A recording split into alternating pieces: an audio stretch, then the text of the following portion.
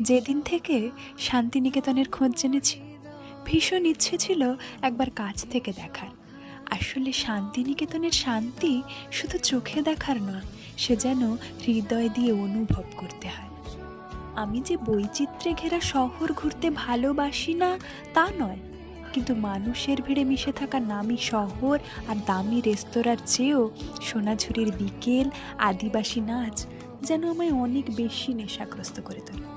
কত জিনিস, সব কি আর কিনে আনা যায়? দেখে মন ভরে যায়। মন ভরে গিয়েছে বটে, তবুও আবারও ফিরে যেতে চাই। বারবার মন কেমনের দিনগুলো তোমার কাছে ফিরে যেতে চাই শান্তিনিকেতন। মন বড্ড বোকা প্রজাতির প্রাণী, সেও তো হিসেব নিকেশ বোঝে না। সব জিনিসকেই আগলে রাখতে চায়, আটকে রাখতে চায় নিজের কাছে।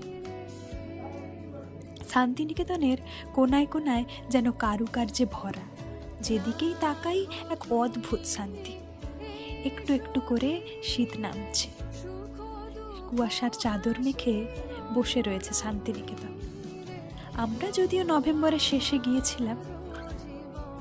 প্রিয় শান্তিনিকেতন, তোমার কাছে আমার এই খোলা চিঠি রেখে গেলাম। তুমি হলে আমার কবিগুরুর সেই শান্তিনিকেতন। তোমার নাম করলেই যেন এক শান্তি মেলে আমার।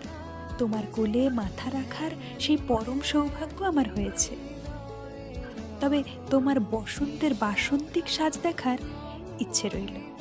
তাহলে কোনো এক বসন্তে আবারও দেখা হবে তোমার সাথে। ততদিন ভালো থেকো তুমি।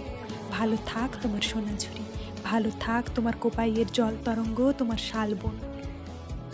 ভালো থেকো। বারবার ফিরে আসতে চাই তোমার কোলে।